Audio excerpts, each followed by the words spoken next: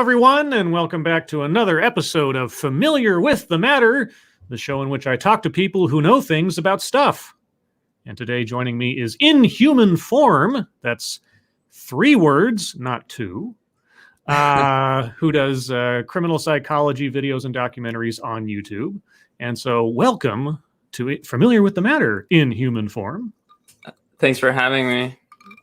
Now, I had to explain to people that it is 3 words and not 2, because sometimes you say it too fast and it's like, what are you, a monster or something?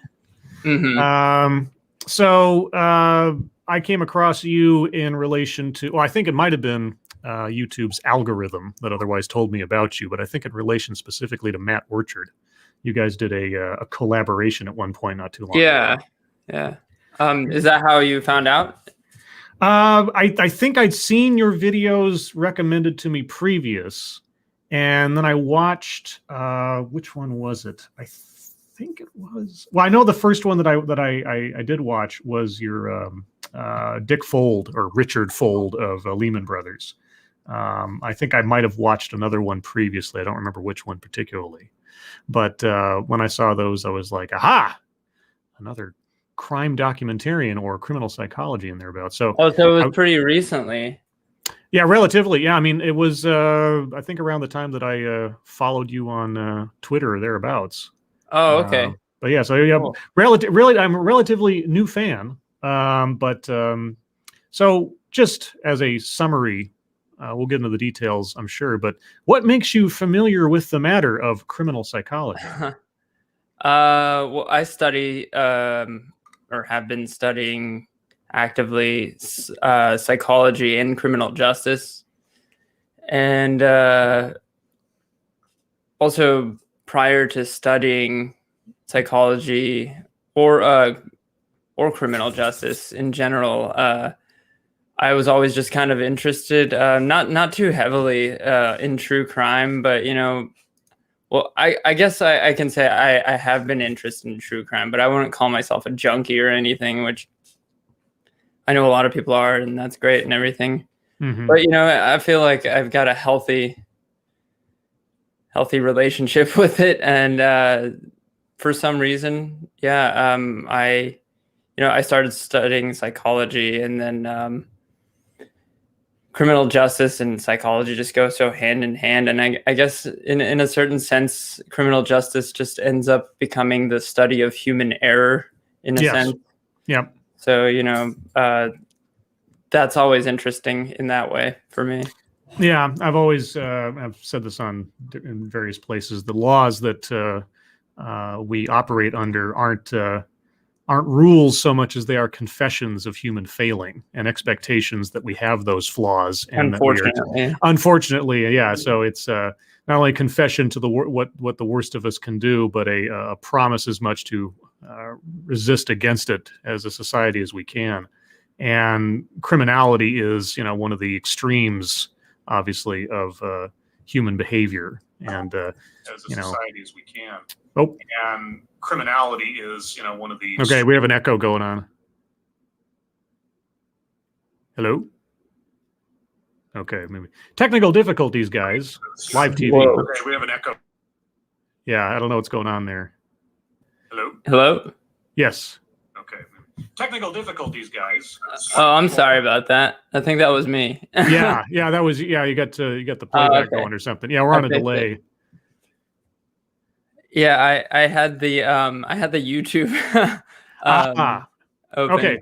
Well, what you can do is to click on the little 3 dots next to the chat if you want to keep the chat open, and just pop that out, and then you can close the actual tab with the stream on it, so you don't have any crossover. Right. Okay.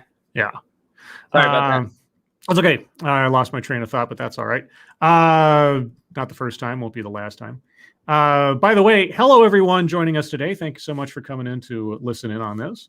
I won't do my usual litany of hellos because that would take a while, but appreciate you guys showing up on a Sunday for this, especially after the time change. So was there something that spurred your interest in psychology, set aside criminology specifically, but like, was there some like influential moment or event, or just something that caused you to have that interest in the first place? Honestly, I've been trying to track that down myself. There's been, I mean, I guess I've always been interested in it in a certain way. I was specifically, I guess, observing behavior as a younger child because I learned English as a second language, and Turkish was actually my first language. So after, well, I mean, I was born here, but when I started school, I had to learn English because, I spoke Turkish. So I started observing people pretty regularly. And I think it kind of started from there. I started, noticing patterns and became interested. And I was always kind of an outcast in a certain way. So I guess that also made me skeptical about my own nature. And I always wanted to figure things out in a certain way. Yeah. And I don't think I ever figured anything out about myself specifically. But well, yeah, I mean, self-discovery and analysis is one of those infinite goals that never really ends. Yeah. So now, are you pursuing? Like I say, you don't have to get specific for the sake of anonymity. And by the way, anonymity is big with me. So any questions asked that get too close to something, just you say pass or just whatever you want to say. But are you pursuing a professional application for these studies, or are you trying to get a degree in them? I am yes and yes. I in terms of professional, I do crisis intervention part-time, so suicide hotline type stuff. And education is always active for me. I don't think I'll ever, not be an academic regardless of my age personally, just because I really enjoy studying. And so, yes, to both of those questions. Why are you a morbid person?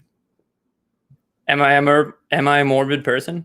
Oh, well, I mean, why are you in criminology? Well, I guess are you morbid? Do you find yourself going towards the dark side of the street, as it were, on things, or was it just happenstance that's where it's led you on this?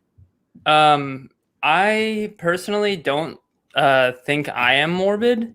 I think that there's a lot of people that are, but I mean, I'm not at an unhealthy level of morbidity, or I guess. Anytime we do have those urges to, like watch footage of destruction or murder or anything, I personally feel that it's almost Darwinian in nature, to avoid making similar mistakes. Personally, I don't even. I can't remember. Actually, when I was doing one of my other videos, I think it was the Yin Yang Zhang video, I did some background study on what is it called? Morbid curiosity. And I can't remember if it does serve a evolutionary function or not. But that's my either something I learned or personal view on it, and I guess that would be the only reason that I do lean towards anything that is considered a little morbid. Yeah, I used to think, like, going back, this is going to show off my age, obviously, but going back to when Jerry Springer was on the air, and I'd often ask myself, like, why do I bother watching this stuff? On the one hand, I sort of told myself that there was something meritorious about it, virtuous about it, like, well, there, but for the grace of God go I, and I never want to achieve that level of, whatever. But on the flip side, you can't deny the sort of rubbernecking, watching a train wreck coming kind of, I like say, morbid curiosity, but also, and this is something I wanted to ask you about, Schadenfreude. The last couple of videos you've done on Richard Fuld from Lehman Brothers and then Jason Ravensborg, the DA. Specifically, you commented, and rightfully so, about sort of the societal power dynamics between those who are powerful or have position of authority and those that don't. Now, is there a sense of you of like satisfaction seeing someone taken down a peg or two from their own hubris? That cause you to want to focus on those. I mean, those two specific subjects in a row seem to me to have a kind of theme to it. Is that something that interests you? As sirens go off in the back. By the way, I'm near a highway patrol office. If you hear sirens, it's not to be coming from me. It's just real world. Anyway.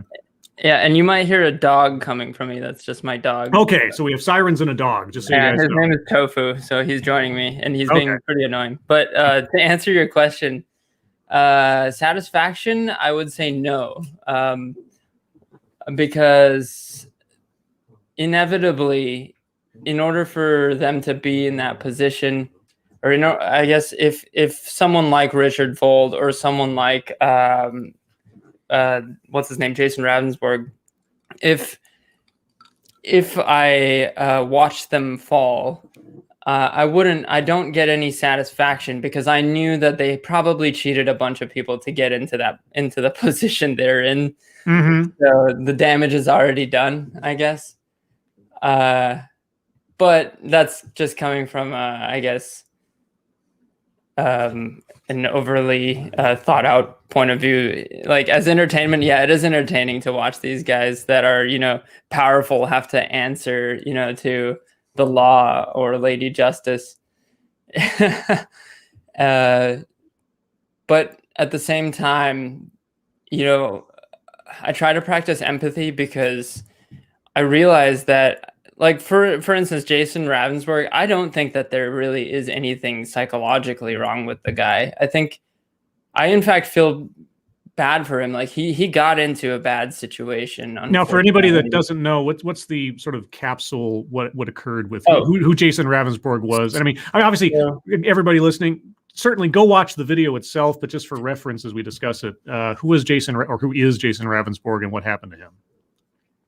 So he is I believe the Attorney General of South Dakota, and he was driving down the road one day and coming from a Republican event and struck and killed a pedestrian because he was likely on his phone.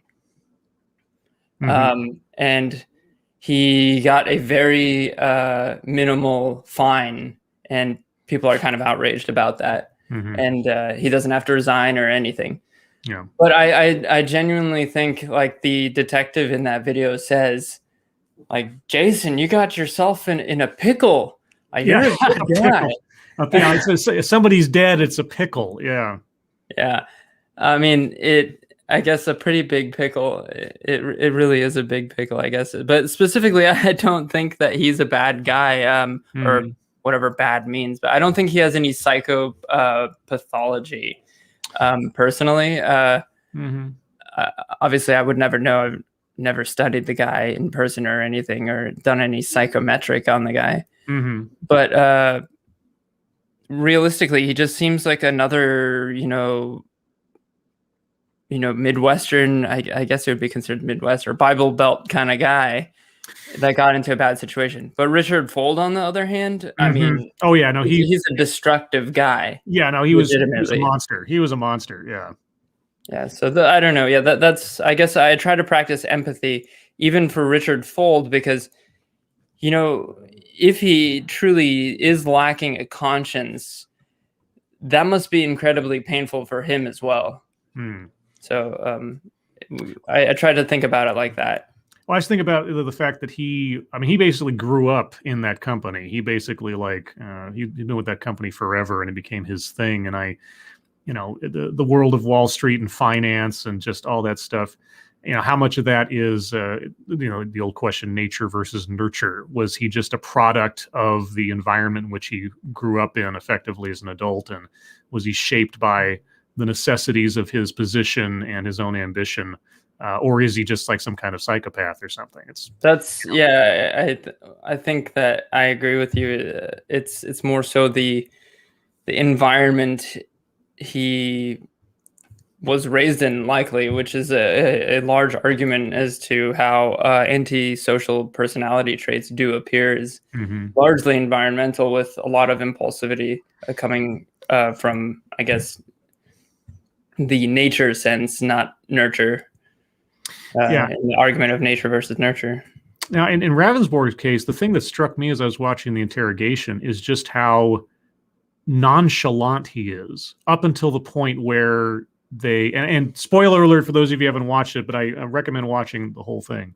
The point at which they tell him about the glasses. I won't give too much context. Oh yeah. But as soon as they tell him about the glasses, suddenly that I don't know. Suddenly that made it real. I mean, the fact that here's the thing, everyone listening. Again, I don't mean to spoil, but I can't help but do so. He discovered the body himself when he went back to the scene the next day. Nobody else had seen it at that point, apparently. He was the first one to find it. And so having discovered the body of the man that he killed, knowing that he killed this person, that there's no two ways about it, and then sitting in that interrogation room, he was just talking shop with these guys and sounded so very casual about things until they started getting down to the nitty-gritty of, yeah, his head went through your windshield. There's no other way those glasses could have gotten there. How did you not see that, et cetera, et cetera? Yeah. I just thought, okay, there's no, I mean, the guy, he's the attorney general. He's sitting in an interrogation room. He knows exactly what he is responsible for. And yet there's no, I didn't get any sign of remorse from him. I mean, nervousness, sure. Awkwardness, yes. But he took someone's life, even by accident, and nary a tear was shed. And I understand that, guys don't always, etc. But I don't know, that just struck me as kind of, I don't know, like callous or cold. I agree. Yeah. Can you hear me? Yes. Okay. Sorry. Yeah, I agree that it is callous. If you look at just that footage, yeah, because he walks in and he's talking about how so-and-so got COVID and none of them are wearing masks, which is kind of yeah, that's funny. That was in like September, so I mean, I guess you could rationalize it now because they're all government employees, but and have probably been vaccinated. But this was in September, so that in itself was kind of comedic. But this past September, I guess.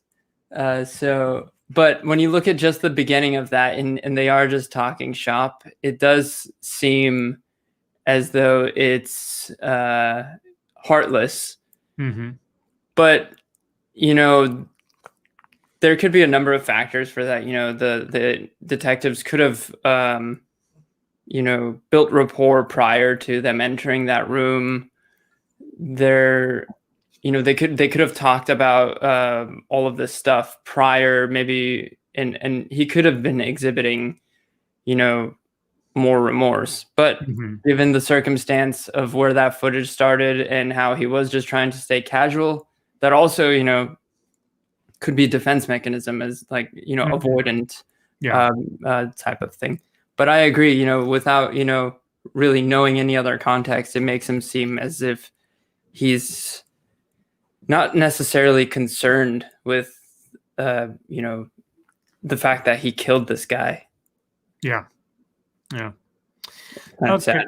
So all of that stuff aside, now it takes, now I've been doing, just again, date myself a little bit. I've been doing the YouTube thing now for 4 years, which still boggles. Congratulations. Well, that's one way of putting it. Now I like your channel. I want to say I enjoy your channel. Oh, appreciate it. Thank you. I've been because of the pandemic and being locked down and everything, I've been leaning a lot on doing live stream stuff. But I think I've got I'm most proud of most of my scripted library stuff. But having done this as long so far, and just not being like a professional at it or making a career out of it.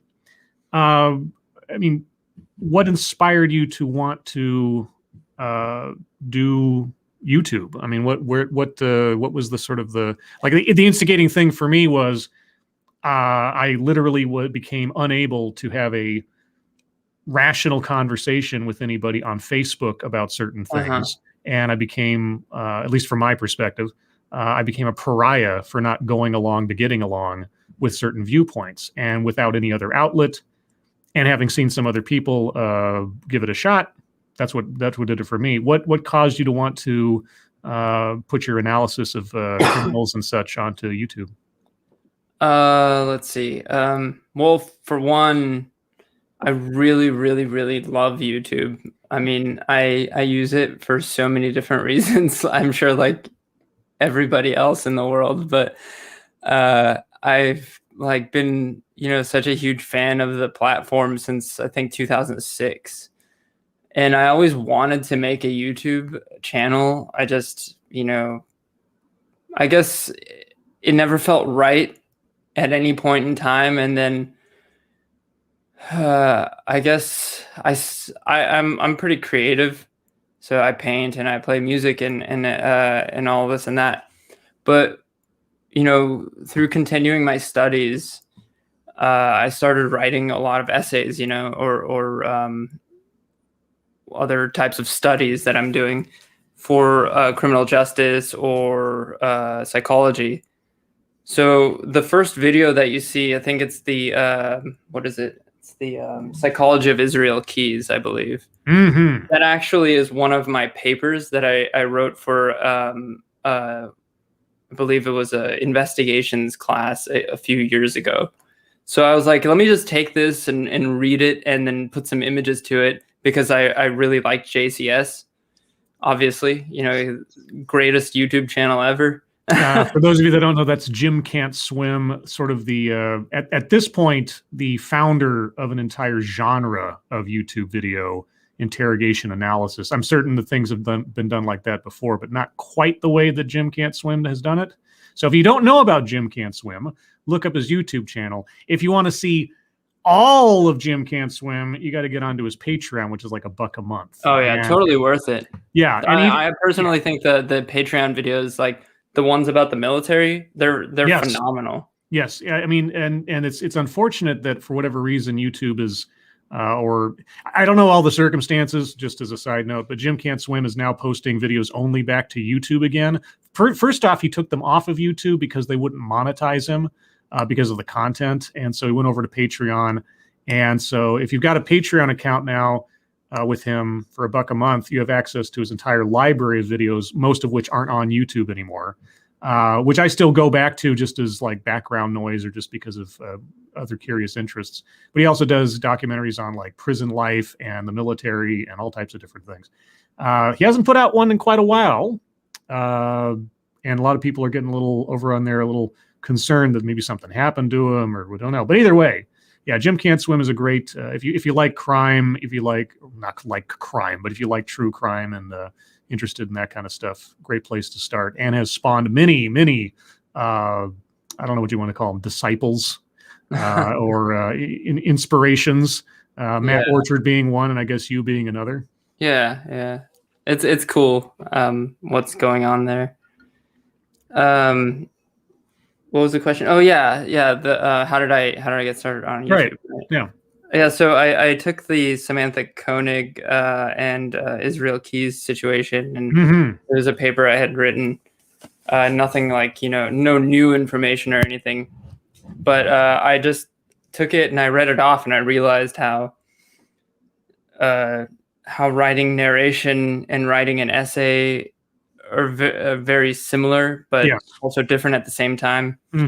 So that was interesting. And then, layering, all the images and all the footage and doing all that, I suddenly was like, wow, I love editing music, for instance. I used to be in a band. I used to like record and I would do all the mastering and stuff. So when I started editing videos, and I had edited videos in the past, but not like this, I found it really enjoyable. And then I just couldn't stop, honestly. So, yeah, my process, my least favorite part of putting together a video is recording the audio, because every time I make a mistake, I got to stop. I agree. Take a breath, start over, go back, and like I always record all my audio as one audio track after I read the script, and then I'll clap a few times at the break of each portion that I know I'm going to have to put in. Like for my commentary videos, if I have to put in something else that I'm responding to, I have to give a signal to myself on the audio where the breaks are with the spikes in the sound. Right. But doing the audio and like mumbling over myself, or like hearing the little defects in my voice as I'm saying stuff and going like, oh, that's going to sound lousy. Go back to it 3 times. That's my least favorite part. Editing is not so stressful. bad. Yeah, it's very stressful. It's the thing I cringe at having to do every time I do it. And of course, I'm not in most of my videos. I'm doing at least as much of the video is some other footage. There's at least 3/4 of it that's me talking. Mm-hmm. Like, oh man. But so you found that you liked editing things. The scripting is not that much different from writing an essay. What caused you to want to pick now, this time in particular, to start a YouTube channel? I think that honestly, I was bored. Just like everybody else. Yeah. And inspired, bored and inspired. And I guess that's another thing I'm trying to track down in my life, much like the reason as to why I started studying psychology is I can't remember. I mean, it hasn't really been that long. I think it was in November I started editing that first video, and I posted in late November or December. I can't remember exactly. So not very long ago, but I can't remember what prompted it, because I guess it's kind of like inspiration in general. Mm-hmm. I've heard a number of musicians, like I guess Paul McCartney specifically, that I can remember, he talks about like when he comes up with a lyric or when he comes up with a melody, he doesn't feel that it's necessarily something that is conscious within him. It's more necessarily that he's the messenger and it's just kind of flowing through him. And I think any type of creative endeavor is kind of like that, because you can't necessarily pinpoint it. I think it's like the inspiration. I believe this is I don't know where this quote is from. I think it might be Bob Dylan, but he says like, or it might be Tchaikovsky. I can't remember, but it's 1% inspiration and 99% work. Perspiration. Yeah, that's what it is. Yeah, something like that. Yeah, no, I can empathize. I was just looking back at your channel. I just remembered it was the Brent Christensen video, the first one that came across my deal. And I all the videos you've done so far, I'm familiar with all of the individuals or situations there. Israel Keys has always been kind of a I've been reading true crime / serial killer books since I was a teenager. I've had a morbid curiosity for most of my life. Yeah, I heard you talking about that in the interview with Matt, and I found that interesting. Yeah, I also tend to repeat myself because I don't remember when I've said things. No, it's understandable. I admire that you are willing to admit that you are a true crime super fan. Yeah, well, I mean, I'm not particularly ashamed about anything. Well, I've done some things I'm not proud of, but as far as aspects of my makeup, I'm not shy about them. But yeah, and I was always I kind of pinpoint it back to so when I was a kid, the big news at the time was Ted Bundy, right? Mm-hmm. And now this is dating me quite a bit, but Ted Bundy, the Green River Killer, that kind of stuff. And some of the other things going on in California. And I remember I was at the time all that was happening. I'd look in the newspaper and see they found another body or they did this or that and the other. And those people, those characters were sort of the supervillains of the real world. Like I was always a big comic book freak and always thought, I came up with a phrase. I don't even know if I might be cribbing somebody else, but I said, God may be all powerful, but the devil's a better dresser. There's always something. There's always something very alluring about that kind of thing. And then I remember I read The Stand. I know this is a long way to get there, but I'll get there. Stephen King's book, The Stand, and there's a very binary. I'm not going to go into the whole book, but there's a very binary sort of good versus evil theme there. But as you read the characters, they could go either way as you're reading them, and eventually some do go one way where you didn't expect them to, and so on. And I always wondered, what exactly is evil? is it a supernatural force? I wasn't very religious growing up, still not. But what constitutes evil versus sick, right? Was Jeffrey Dahmer inherently evil, or was he just mentally defected, kind of thing? And that sort of not the fascination with the disconnect of someone who can operate in society on all surface levels completely normally, and then behind the scenes be an absolute total monster, has always been interesting to me. So Ted Bundy, of course, is the archetype for the sort of the modern version of a secret predator kind of thing. But the other two that have always stood out to me was Randy Kraft, if you're aware of Randy Kraft. He was sounds familiar, but I can't remember off the top of my head. Oh man, I mean, if I have, and I've said this, and ironically, if I have favorite serial killers, it kind of goes. Well, I mean, Zodiac, because he's never been caught and was the most supervillain. Zodiac, Randy Kraft, and then as far as supervillains goes, Israel Keys. This guy murder kits, operating for God knows how long across how many other places, planning ahead. I mean, you don't talk about some killers just sort of like do it because they get an urge, they get that sort of, they have that hunger, they have that, then they have an itch they got to scratch. Israel Keys, premeditated doesn't begin to describe his process, or at least what we know of his process, because he offed himself before we could find out more. But yeah, setting up kits years in advance, traveling around, robbing banks. I mean, supervillain, like beyond Ted Bundy. And it just like is like he was trying to top all the other serial killers and just how evil he was. Is that what kind of drew you to Israel Keys in specific, or was it just sort of happenstance? I personally knew Samantha Koenig. You personally knew her? Yeah. Oh, dude, I'm so sorry. Oh no, yeah, it's tragic. Yeah. For those of you that don't know, she was Israel Keys' last victim before he was caught. Oh my God, dude, I'm so sorry. Yeah. I mean, I wasn't too close with her. I appreciate that. It was like a blow, to the town. Sure. At the time, and. It was scary in a number of ways, because when you're faced with a situation like that, where it is serial murder and for like a month or 6 weeks, no one knew where it was gonna go, or where she was. So that was really strange. I was younger, but so that was kind of why I was drawn to that. And also, the interrogation footage was pretty interesting, where it was like, he's like laughing maniacally. I mean, he's just like the stereotype of a serial killer. And his laugh is even like stereotypical.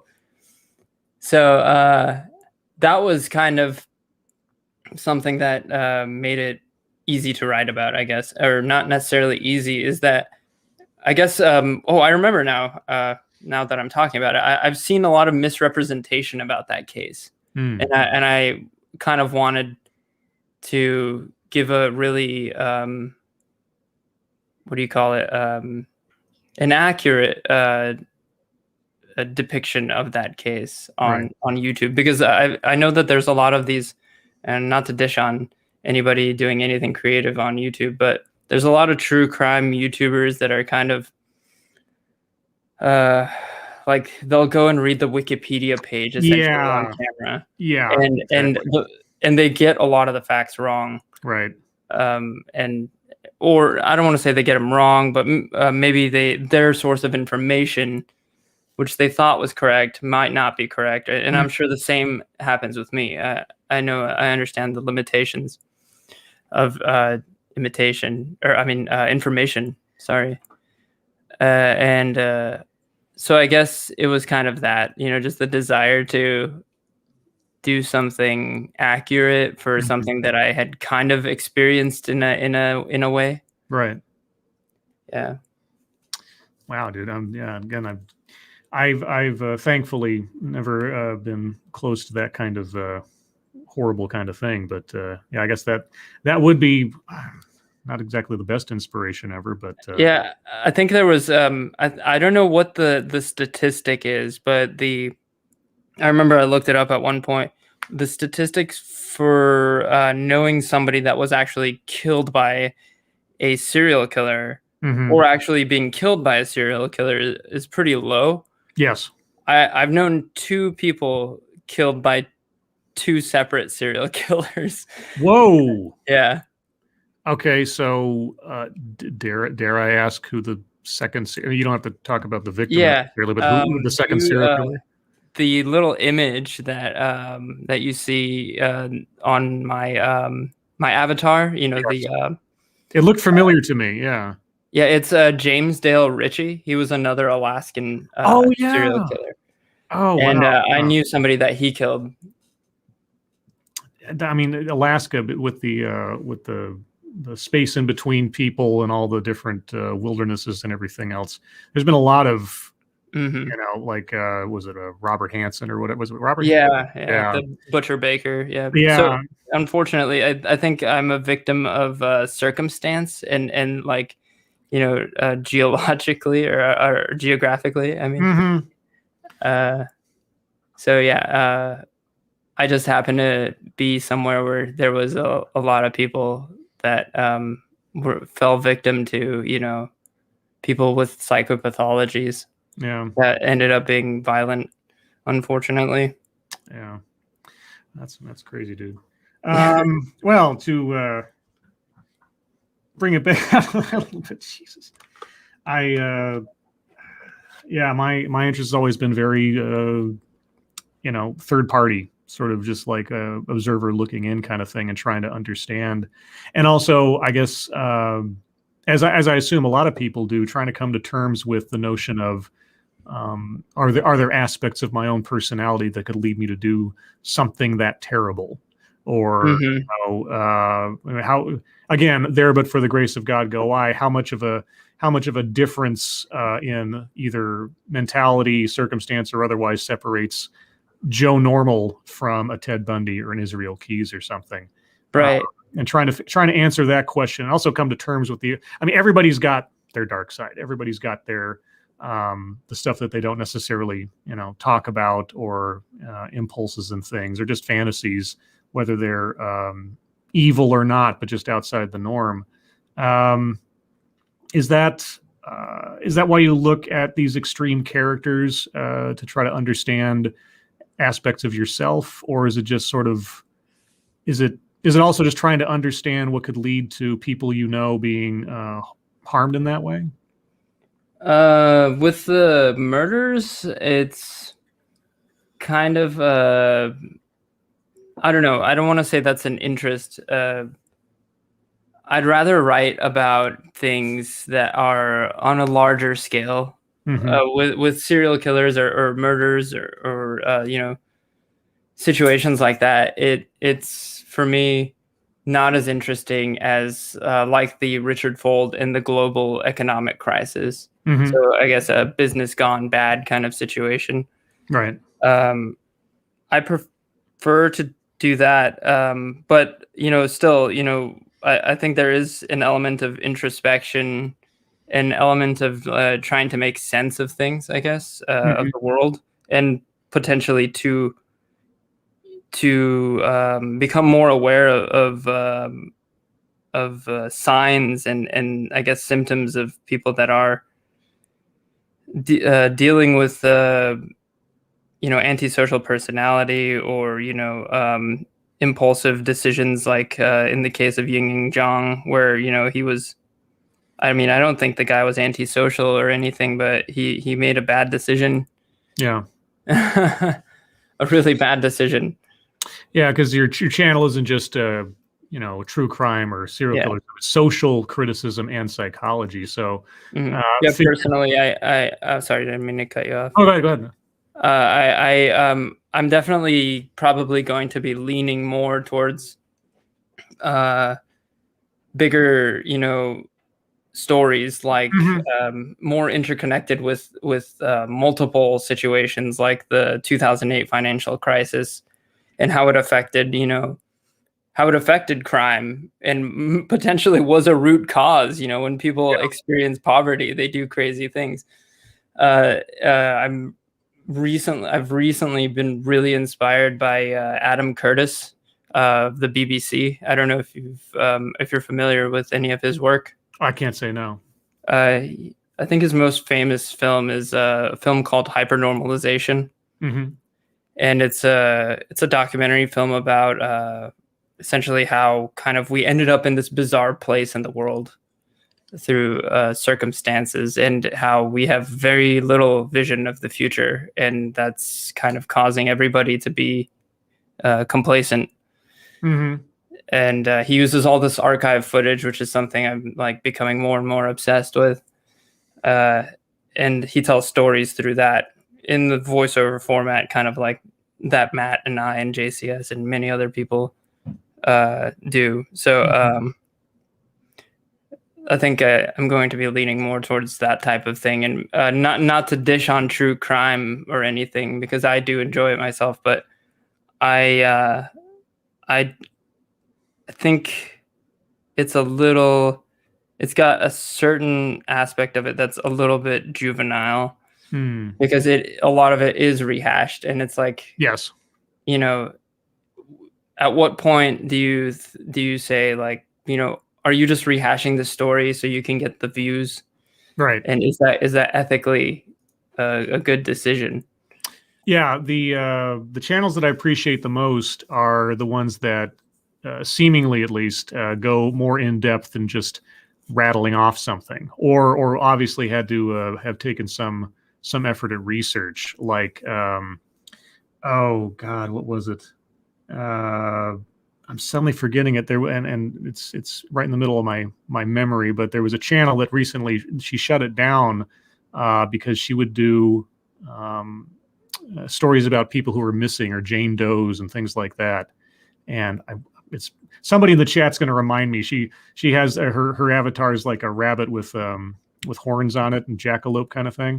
Mm-hmm. Anyway, she went in depth on all these cases of missing people, people who disappeared, Jane Doe's, unidentified people, and she just psychologically couldn't take it. She wasn't just rattling off stuff she found somewhere. She really went into it and got really deep in the weeds on it. Mm-hmm. And for her sake of her mental health and everything, I'm glad that she stopped when she did, rather than burn herself out. But yeah, no, there are a lot of people that just go for like the cheap grab. They're not really putting a lot of time and effort into it. I encourage. I've got one YouTube buddy, Foxy. She was looking for inspiration, and I said, well, here's a true crime case to look at. And she like contacted the DA's office to get testimony and to get copies of the guy's journal. I mean, that to me is like, that's a real documentarian. That's a real researcher. Mm-hmm, yeah. And I appreciate that a lot. Now, I went off on a tangent because I was going to say something. You talk about Adam Curtis talking about people who they lack. We lack vision. We sort of lack a sort of sense of what's going to happen next or something. Become complacent. Mm-hmm. Do you think it's that kind of mentality that allows people like, say, Elizabeth Holmes to rise up so quickly into some kind of stardom, because she offers a vision of the future and everybody else is just so incapable of doing it themselves that they venerate and deify people who do that kind of thing now? Elizabeth Holmes, can you remind me who? Theranos, the lady. Oh, yeah, okay. Yeah. She went around acting like the female Steve Jobs, and basically, that's what I thought. Yeah, I think that's in a way parallel to, I guess, like further sustaining the complacency, because everyone seems to be so conditioned by technological innovation at this point. It's like, instead of thinking forward as to how we can better, society in general with, helping other people, forwarding education or forwarding, more human development, I guess, everyone's just looking at the new technological innovation. And I think that she had something to do with tech, didn't she? Or was it big pharma? Well, so her thing was that she was peddling the idea that with a single drop of blood, they could run all these tests for disease in her magical black box machine. Oh, And, okay, yeah, that's yeah, right. yeah, these things that completely denied or defied the rules of thermodynamics and everything. But that was her big sell, is that she was going to have some all-encompassing, one-size-fits-all, single drop blood test for everyone, and it was a complete lie. And her company was valued at like $9 billion without ever actually having produced anything at all. And she was just raised up into this amazing level of success and power and innovator and da da da da. But she hadn't actually done anything. It was all one big story. Yeah, it's like everybody is looking for the next technological innovation that's going to make the next thing easier. And that just seems like another case of that. And it's almost as if people are so quickly willing to sell themselves for that new technological innovation. Yeah. And I'm not trying to be a Luddite or anything, because I myself enjoy technology, don't get me wrong. Obviously so. Yeah, but I think it's everything, or everyone in a certain way, or the masses, at least the general public, are kind of lacking like a Aristotelian middle way, where you just find this balance in order to be virtuous. For people's reference, I finally figured out what the channel was. Kaylee Elise, that was her name, or well, it is her name. She's not like dead or anything, as far as I know. She did a long series of videos called "The Nameless, Unidentified People or Missing People" and that kind of stuff. Her videos are excellent, very heartfelt, and obviously, as you go on, you can kind of tell she kind of burns herself out on it. But it's great stuff, and of course, most of those stories are still open. But just an aside. So if you're leaning more towards not necessarily just like serial killers or murderers and things,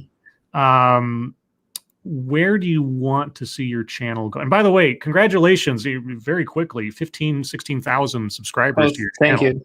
I mean, that's great. I've been I'm so niche, I haven't gotten nearly that kind of response, but I'm not heartbroken about it or anything.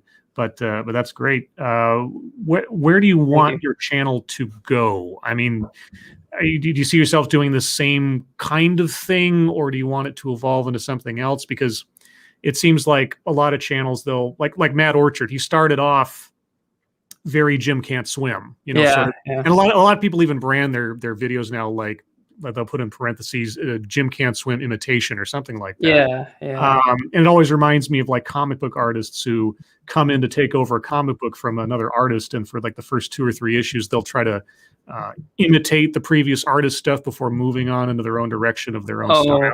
Oh wow, I didn't know that. That's a great parallel to draw from, though. I think that's amazing. There was the one I always remember most distinctly, well, 2, I guess. I collected Spider-Man for a long time.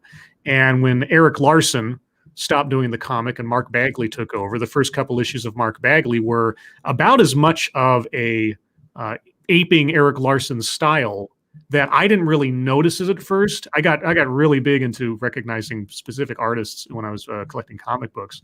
And then I went back to when Eric Larson first took over the magazine. And his first couple issues were exactly like John Romita Jr. beforehand. And there's this thing I didn't really understand. I kind of noticed it before I found out officially that that's what it was. So that the reader has a sort of gradual sort of visual transition from one artist to the next without too much of a break in continuity. So anyway, again, getting back around to my point, now that you've done some Jim Can't Swim type stuff and you're moving on to other things, do you see your channel becoming more social animal commentary than just crime, or or I don't know, what's your vision for where you want your channel to go?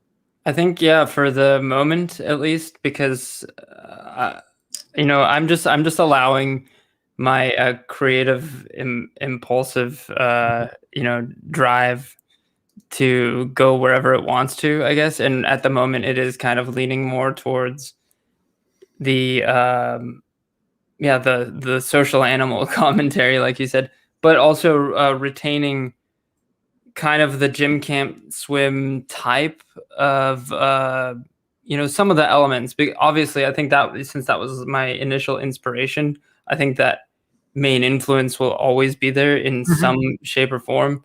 But also, I just want to throw on more influences as it becomes more evolved. Like now, I'm really inspired by Adam Curtis, like I mentioned in archive footage, and his way of storytelling. So, one of my mentors, or I guess my mentor, I could say, he recently died about a month ago. I'm sorry. Natural causes. He was an older guy, but he was a historian and a writer, and he helped me write. Actually, he didn't necessarily help me write the script for the Yin Yang Zhang, or what was his name, Brent Christensen video, but we talked about storytelling elements a lot with him, and like how to structure a story. And that episode, and also the Brooke Schuyler Richardson episode, he kind of gave me a few pointers, because he was also an English professor. I mean, extremely educated guy. And I don't know where I was going with that. Oh yeah.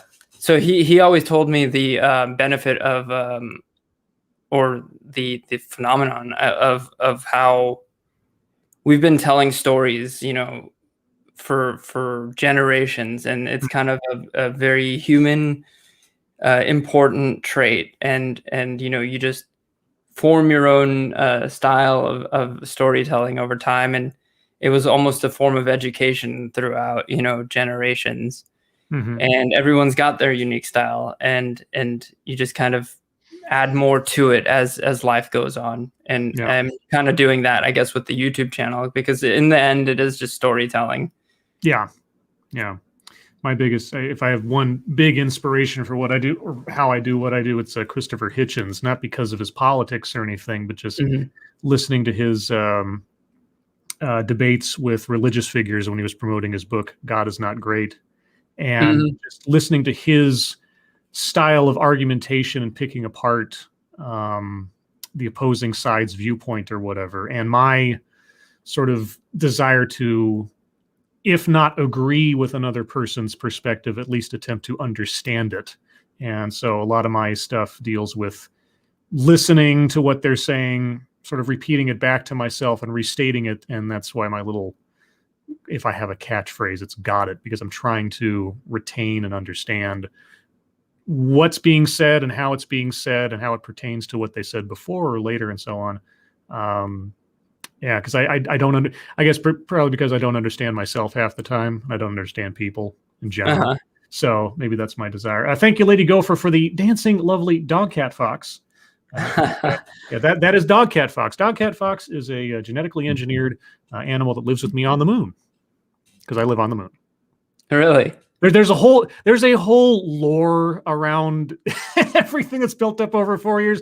I will not spend time explaining it to you, but like everything is an inside joke. When you do this long enough and you have a talk show you do 6 nights a week, it's sort of like, yeah. You have a live like talk show you do 6 nights a week? Why, yes, I do. And for those of you interested in listening to myself or Satsu 2 Cents, you can find both of us tomorrow night on Satsu's channel at 6 p.m. Pacific, 9 p.m. Eastern for The Lords of the Night, where we will talk about the news of the day, news stories you submit, what we've been up to on the internet, and then your questions and comments. So since about literally 4 years now, been doing at least 6 nights a week. There was a time where we were doing it every night of the week. We do. I've paid so much attention to current events and everything in the last 4 years doing a talk show kind of thing that it just overwhelms sometimes. And still, I'm trying to understand, and I still don't understand people. But it's become kind of an institution, a small institution. Thank you, Yoki Native. Dogcat Fox touches people without permission. No, he doesn't. I was going to say, you have really great microphone, or what is it called? Broadcasting skills. Well, I appreciate that. Of all the people that I work with, I think I have the worst radio voice. I mean, really? Oh yeah, like ranting monkey, my compatriot, irate bear. So some of these guys, they got like, Scottish accents or British accents, or they just sound like golden throated radio announcers. Mhm. So if I have any personality at all, it's a complete fake, I tell you. But anyway, we're going to get to questions here in just a second, because I know probably people have some questions for you. Excellent. I think so. But on the technical side, because I always forget to ask people this, and people ask me after the fact, what software do you use to make your videos? What's your setup? If you can give the specs of things as far as that goes. Yeah. So I just recently started using a Shure microphone. Actually, I used a Shure SM58 in the past for a mic, but I got one of these like, not broadcast mic, but it's like for Zoom calls, Mm-hmm. for meetings, and it's just a USB mic. So that's what I use now, because my laptop can't run too fancy of a microphone right now. But I try to get the best sound I possibly can out of it. And then let's see. Besides that, I mean, I don't use any video cameras or anything. No. So I use a MacBook, and I use DaVinci Resolve to edit videos. That's about it. Okay. Yeah. I mean, a lot of people I've had, inquired to me like, oh, yeah, it must be really complicated doing what you do. Like, I have no idea what I'm doing. I bought a copy of Vegas Pro, 4 years ago. I've never really used anything else. And since I don't film anything, I don't have to have any cinematography skills or whatever. Mm-hmm. It's just a matter of the biggest advice I can give anybody wanting to make videos is just start. You'll make mistakes. You'll figure things out. You'll find your own style as you do it, repetition and so on. Yeah. If I've gained any skills over the course of doing all this, I haven't noticed, because it's all been glacial movement and right where I'm at, but I appreciate it. I definitely want to say, though, that one thing I have learned over the last 4 or 5 months of doing YouTube videos more seriously is that voiceovers are incredibly difficult. Yes. Incredibly. Yes. Yeah, they are. It is not only my own lack of faith in my own ability to express myself, but just in the editing process and getting, especially after the fact, I have to record everything, like finding those little clicks of my tongue that I hear that I hate. It's like, why didn't I get filtered out? And I got to find the one little spot in the audio where I can maybe I can filter that out. It's just, I hear you. Drives me nuts. But I gotta say, speaking of quality and all that other fun stuff, the way you express yourself and the way that you put your videos together is concise and directed as your analysis has been. I wouldn't be able to tell that you hadn't already been doing this professionally. Honestly, when I went to your channel the first time, I was surprised that you had so few videos. It sounded, thank you. Things have sounded so polished and so on point that I was like, there's no way this guy just started doing this. This has to be like a second or third channel, right, or something. But now that I've talked to you, it's like you fish to water, man. Don't know what to tell you. But anyway, everybody, if you have questions for me, because I got no better way to put it. If you have questions for Inhuman Forum, put them in the chat now. Put plenty of question marks after them, so I know that it's for us and not talking amongst yourselves. My audience has a tendency to turn into their own habitat when they're talking with one another. Mm-hmm. It's one of the things I appreciate most about. Well, that's cool. Yeah. Followers. Yeah, they just come on here to talk to themselves as much as to listen to anything we have to say. It's cool that you have, an environment that can do that. Yeah, I forget who it was. I think it was it Kate Kennedy? On our talk show one time, we had a porn star on as a guest, Kate Kennedy, and she said something to the effect that I guess is sort of common sense, but she'd rather have 50 really loyal fans than 10,000 who barely pay attention, kind of thing. And we have. We've said it several times when we do our show. The audience, our chat, is like the third member or the fourth, depending on how many people are on the show, of the show. Because without them, like half the show wouldn't happen. It's just great and otherwise. Let's see. Lexi Mad says, "Well, you ignore us, Scribe." Well, I mean, I don't always have my eyes on chat, but when it comes time to pay attention to you guys, I pay attention, especially on the show. You know, come on, give me a break. Dr. Q, Skyblight, you ain't got no idea what you're missing in chat. Just kidding. I have an idea. I have a notion because I pay attention to you guys when you think I'm not looking. You can't know. Yeah, this is the stuff that goes on.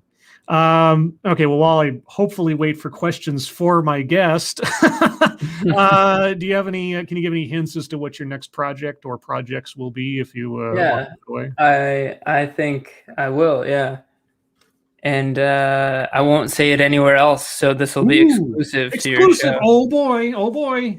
So if I do have any fans, they can find out here. So next episode is kind of going to be in the vein of the Wall Street video that I did, but like that long form, analysis of society, but more so in regards to how millennials and Gen Z and Gen C now is what they're the next generation that they're calling it. I'm rolling my eyes at that one. Yeah, how we've inherited a post 9/11, dystopia in a sense.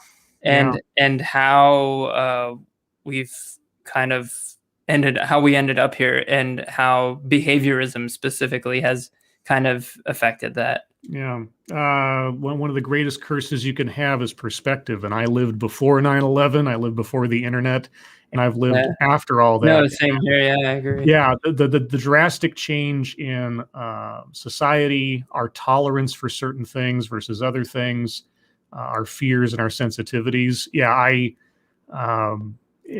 Night and day between that event and otherwise. And I always think back as to just how differently things would be now if things had been handled differently in the aftermath of it, instead of being leveraged for more control over things. What if it had been leveraged for more? I mean, and it's a tired word now because of the campaigns and everything, but leveraged more for unity than it was for fear, if only. And we'll never know. But it's one of those things that I think about from time to time. Attack Alpaca, has he heard of Weibo Jones, and didn't her dad nearly have a run-in with one of the serial killers? I don't, well, on the second hand, I don't know if Weibo talked about it. There was a YouTuber called Weibo Jones. Have you ever heard of Weibo Jones? Weibo Jones, not by, I mean, maybe I have, but by name, I can't recall. I don't recall now. Yeah, it's okay. We're all far afield here. Yeah, he's a longtime friend of the shows and everything else. Gen C. Now, Gen C is in cat, the letter C. Yes, COVID. The COVID generation, they're now calling it. And there may be some truth to that, because being restricted from school socialization and education for a year and stunting your intellectual or academic growth in that way when you're especially that young. I am curious to find out. Well, curious and also sort of afraid to find out what the effects might be down the line. Okay, guys, we're getting into questions that you give us during the show, during Lords of the Night. Do you have questions for my guest? That'd be really nice.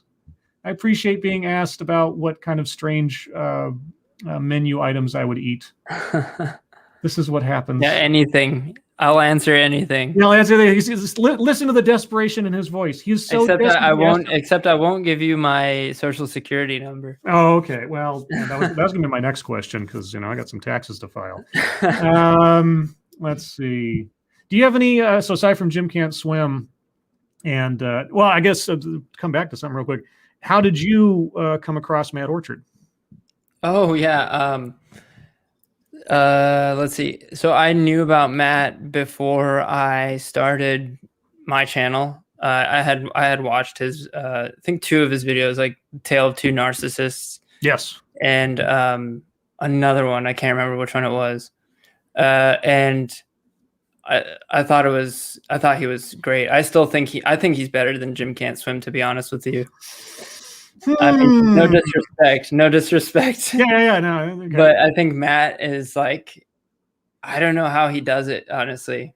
I really don't. I think that he's really good at storytelling, and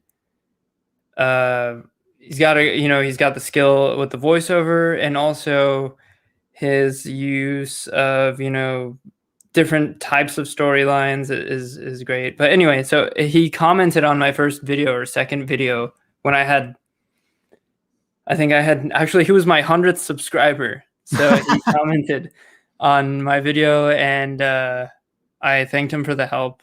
Mm-hmm. And then ever since then, we've just been randomly messaging because I think the first 2 JCS imitation channels that started off. Not that I don't want to, I think we're both kind of going our own way. Oh, certainly. Yeah. And after that, we just talk about, the things that we experience as JCS imitators, that are like, there's nobody else in the world we can talk to but each other, besides those other 2 guys that just started. And I don't think they're as successful yet, at least. No disrespect to them, but so, they're kind of, maybe I'm less successful than them. I don't know. Well, Matt definitely is more successful. Let's just say that. Yeah, it is. I mean, it is a style of storytelling and presentation that would, in order to keep it up, I would imagine, just because I lack the analytical skills that seems like you guys possess, that would require a lot more effort and attention than maybe a lot of people are able to do. Just putting up interrogation footage and occasionally putting in a funny comment or something doesn't really cover it. Thank you, Okie Native. If the new Not Jack had to fight Polly or Drunkle. These are all references to people that we know through the show. I couldn't tell you, Okie Native, because, I still imagine what would happen if the Incredible Hulk met Superman. And I'm sure that's been done before, but matchups and things, I couldn't tell you. Dr. Kivas, in human form, do you play sports at all? Do I play sports? Let's see. I like to, I do. I guess I love basketball. I've always loved like the NBA. I'm not too active watching it these days because I've got a lot going on. And what is it? I do Krav Maga, if you're familiar with that. I guess it's not necessarily a sport, but it's Israeli self-defense. Yes. So yeah, I train Krav Maga. Lexi Matz asks, has he kept up with the Watts case? I'm assuming you mean Chris Watts. If ever there was a case, I was always so fascinated with that one in particular because from the beginning there was video footage. You never ever see that complete a recording of one of those cases where you have a crocodile tear type person where you can see from the moment the investigation began their behavior, how they react to questions and things like that. You always hear about it after the fact, after the cameras have gone dark. I'm assuming you are aware of Chris Watts. Of course, yeah. I don't actively follow that case. It's just no disrespect to anybody that does, but I don't find it very interesting. He's one-dimensional. He's an impulsive person that murdered his family. End of story. Yeah. He's not a complex individual. The case is interesting just because of the completeness of the documentary. Yeah. And I think I heard Matt say this too when he was on your show, and I'm going to repeat it. I think it's difficult to tell these stories without any footage.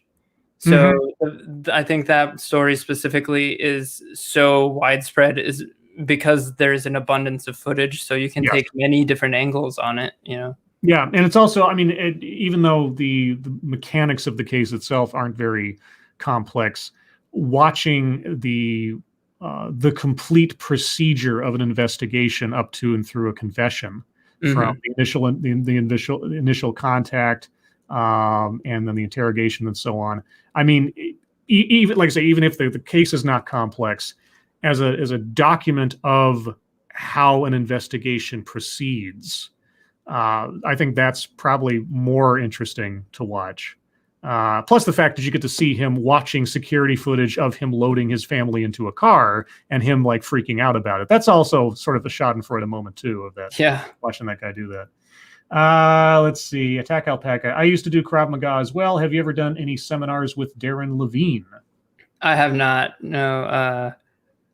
The only I usually my teacher is directly from what's his name? The guy that not the originator, but the Haim Gadon. He's the second creator or developer of Krav Maga. So I guess I studied directly from his practice of Krav. So straight from Israel, I guess. Okay, I got two more here. Zalbla wants to know, in human form, are you single? I am not. I'm married.